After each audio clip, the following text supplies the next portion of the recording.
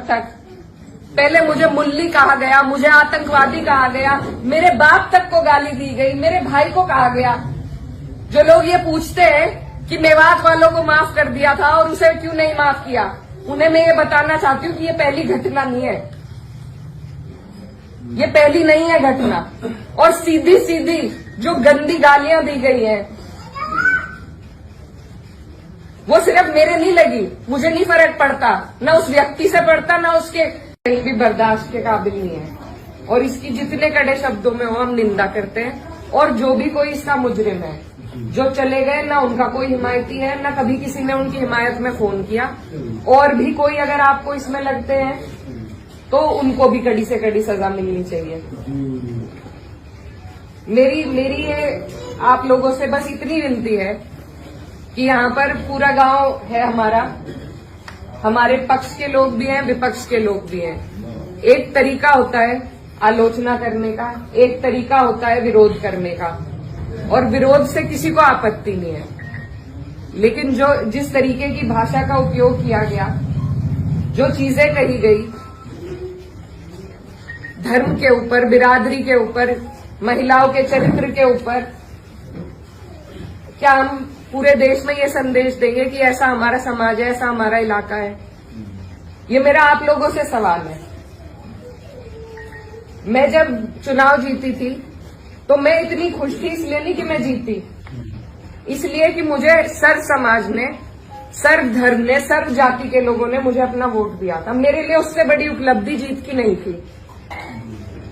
और हर जगह आप देखेंगे, अगर मैंने कई कई बार ये बात कही कि मेरे लिए सबसे बड़ी उपलब्धि ये है कि मुझे सबने वोट दिया, सबने अपना आशीर्वाद दिया, अपनी बेटी माना, अपनी बहन माना, और आप सभी मेरी हिम्मत हो। आज अगर इस तरीके की बातें हमारे क्षेत्र से उठेंगी तो मुझे बहुत तकलीफ हुई, शर्म आई मुझे कि मेरे अपने, जो मेरे मामा है, नाना है, भाई हैं, आज उनके बीच में ऐसी बात हो रही। और ये सिर्फ मुझे गाली नहीं है, मेरे इलाके की, मेरे समाज की, मेरे इस इलाके की जितनी भी बेटियां हैं, जो मुझे ये आके कहती थी कि दीदी हम भी आपकी तरह आगे बढ़ेंगे, हम भी आगे निकलेंगे, उन सब के कदम इससे डगमगाएंगे। और मुझे ये बात बर्दाश्त नहीं। मेरे पे तरह तरह के सवाल उठाए जा रहे हैं। मैंने कभी धर्म की राजनीति नहीं करी, कभी जात बिरादरी की भी नहीं राजनीति करी। मेरे लिए सब मेरे अपने हैं। जहां जिसे मेरी जिस वक्त समस्या होगी, जिस वक्त मेरी जरूरत होगी, मैं वहां पहुंचूंगी। मेरा परिवार बहुत सालों से, लंबे अरसे से राजनीति में है, आप लोगों के आशीर्वाद से। और हमारे वहां पर बाबूजी हुकुम सिंह जी का परिवार और हमारा परिवार लगातार राजनीति में रहा। कभी वो जीते, कभी हम जीते। लेकिन मैं आज उन्हें नमन करते हुए आपको ये बताना चाहती हूँ, कभी ऐसा नहीं हुआ कि किसी ने किसी पर व्यक्तिगत टिप्पणी करी हो, किसी ने किसी को इस तरीके की ओछी बातें कही हो। तो वो एक राजनीति का स्तर था। और आज जो राजनीति का स्तर हम लेके आ रहे हैं, मेरे काम हो सकता है लोगों को पसंद ना हो, बिल्कुल 5 साल बाद मुझे आपके बीच में आना है। मैं किसी आपकी कसौटी पे खरी नहीं उतरी, मैं वोट मांगने की भी हकदार नहीं, और आपको देना भी नहीं चाहिए। लेकिन अगर कोई आपके इलाके से कोई लड़की अगर हौसला कर रही है, आगे बढ़ रही है, तो क्या उसे गालियां मिलनी चाहिए? क्या मैं आपके समाज की बेटी नहीं हूं? ऐसी ऐसी बातें रोज देख देख कर कि इन्होंने तो धर्म बदल लिया था,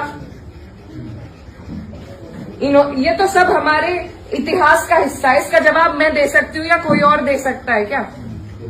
इकरा हसन को सुप्रीम कोर्ट जाना चाहिए और ये बताना चाहिए कि एक मुसलमान या मुस्लिम सांसद के साथ कैसा व्यवहार हो रहा है। उसे मुल्ला, कठमुल्ला और आतंकवादी से बुलाया जा रहा है या गाली दिलवाया जा रहा है। वीडियो हम लगातार फॉरएवर न्यूज़ के माध्यम से दिखा रहे हैं और पूरा हिंदुस्तान इस वक्त उनके तस्वीर को देख भी रहा है और पूछ रहा है कि आखिर क्यों इस तरीके से महिला सांसद के ऊपर जो है गंदी टिप्पणी, गालियाँ दी जा रही हैं सोशल मीडिया पर। आपने देखा होगा अगर आधे घंटे के वीडियो में तो इकरा हसन ने साफ शब्दों में कहा, वो रोने लगी, बिलखने लगी और वो बेचैनी सी महसूस इसलिए करने लगी कि ये सरकार हिंदुस्तान की सरकार नहीं है, ये सरकार बेईमानों की सरकार है, चोरों की सरकार है, मक्कारों की सरकार है। इसीलिए एक महिला सांसद के पीछे उनके जो है पूर्व दिग्गज नेता सब लगे भरे हैं। ये कौन गुंडे हैं, ये कौन जालिम है, ये कौन दरअसल जो है बदनाम करने वाले लोग हैं जो इकरा हसन के पीछे लगे पड़े हैं। योगी सरकार में क्या दम नहीं रहा है? क्या डबल इंजन की सरकार में दम नहीं है जो एक महिला सांसद अपने आप को महसूस नहीं कर पा रही है? और अगर ऐसा है तो बहुत शर्म की बात है।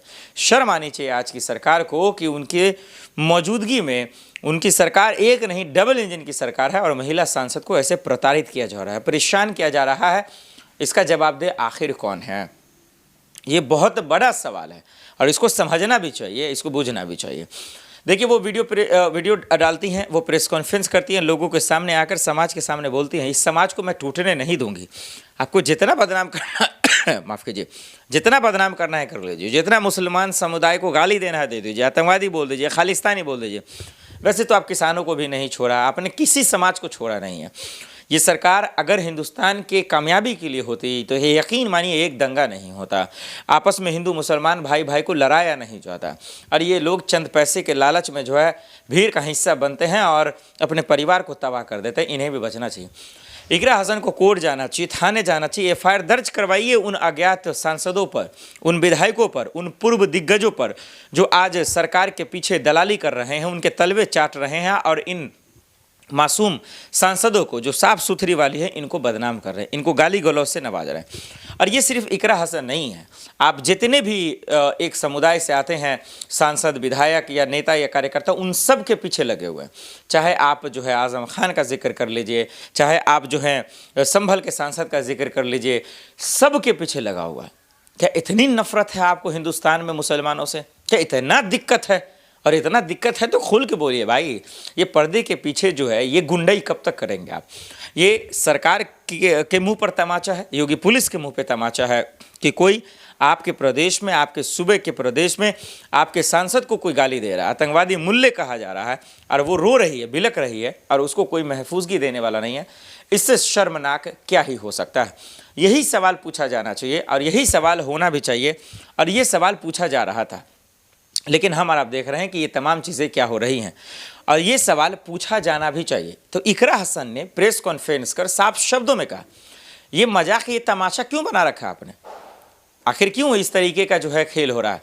तो ये सवाल पूछा जाना चाहिए, पूछा जा भी रहा और पूछा जाएगा। लेकिन हम और आप देख रहे हैं कि तमाशा क्या हो रहा है। ये सवाल है कि नहीं, ये समझना भी पड़ेगा और ये चीज़ें होती नज़र आ रही है और ये हम सबको देखना भी पड़ेगा कि आखिर क्या हो रही है। इसी वजह से जो है तमाम चीज़ें होकर पूछी जा रही हैं। ख़ास करके अगर आज़म खान की बात करें, इकरा हसन की बात करें, संभल के सांसदों की बात करें, इमरान प्रतापगढ़ी की बात करें और जितने भी हैं जो दलित सांसद भी हैं, चाहे वो ओवैसी साहब हो, चंद्रशेखर साहब हो, स्वामी प्रसाद मौर्य साहब हो, ये तमाम सवाल है।